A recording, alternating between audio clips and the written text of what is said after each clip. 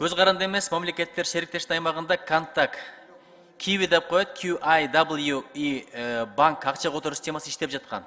Азыр анын лицензиясын кайтарып алды. Бирок ушул ортомчу система менен акча которгондор Кыргызстанда бир топ эле болгон да. Ошолордун акчалары же ар эмес, же бир эмес ортодо калып ала албай атат. Ушул кыйналып жатышат. Ошого мен Тышкы иштер министрлигине улуттук банкка ушул маселени карап коюшун тапшырайын. Урматтуу президенттин өкүлү. Kiwi системасы азыр лицензиясы чакырылып калбадыбы?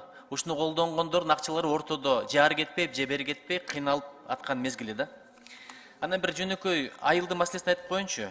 Бишкек шаарынын 1-май районуна караштуу Тынчтык деген конуштун тургундары мага кайрылыптыр. Аманатын жеткирип коеюн.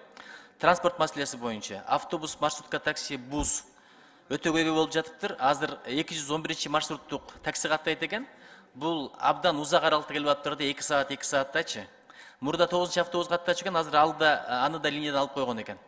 Эми Бишкектин айылдарынан булардын маселелерин карап коелу. Анан Бишкек шаарындагы тыгынды кантип чечебиз? Мисалы Өзбекстан шаарларына барсаң, Наманген болсун, Фергана, Андижан, Ташкент, Букара, Самарканд жолдор аябай кенен, баштынан туура салынган да. А бизде болсо жолдор аябай тар болуп атат. Элдин санына, транспорттун санына бул жолдор эсептелген эмес, көрүнүп эле турат. Азыр битилген автобустарга бердик. Мейли алды эле жакшы, элибиз мындай кыйналбай жүрсүн. Ошого мына Ош шаарында жакшы чечим табып атышат. Жолдун үстүнөн көпүрлөр салып атышат. Адамдар жанагы жол чырагы жанганда машиналар менен жол талашпасын деп. А бизде эки жердин алдынан өтмөк бар. Мына мисалы Чүй менен Совет көчөсүндө, Байтик Батыр көчөсүндө, ошондой эле Манас көчөсү менен Чүй көчөсүндө. Ошондой жер алдынан өтө турган өтмөктөрдү көбөйтпөсөк, машиналар жүрө албай калды өзгөчө эртең менен кечинде. Ушул маселени да бир карап коюңуздарчы. Анан дагы бир маселе, кийинки мезгилдерде байкап атасыздарбы? Эмнегедир кардын жаашы азайып баратат да. Мисалы Ат башы мурда абдан кар жааган регион болчу экен.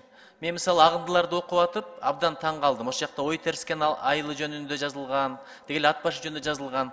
Азыр байкасаңыздар, кар көп жаап атат да, ушунун себеби эмнеде? Кээ бир гипотезалар боюнча жанагы шахталарды иштеткенден, көмүргендерин иштеткенден болушу мүмкүн дейт. Ошол эле мезгилде баягы жүк ташуучу унаалар көп каттап атат. Ушуну иликтеп көрүп, балким бактар дегиш керек. Болбосо мындай экологиялык катастрофа абалына жеткизип албайлы деген бир маселе болуп атат. Негизгилер ушулар. Анан кийин жанагы адамдардын, мамлекет кызматкерлеринин, дегеле жарандардын кирешелерин декларация жакында тапшырат, ошону түндүккө байлаш керек болуп атат. Түндүк системасына. Анткени ошол жерден эле көрүп билгендей бололу. Ушуну дагы тапшырып берсеңиздер түндүк системасына. Анан санариптешүү министрлигине. Чоң рахмат.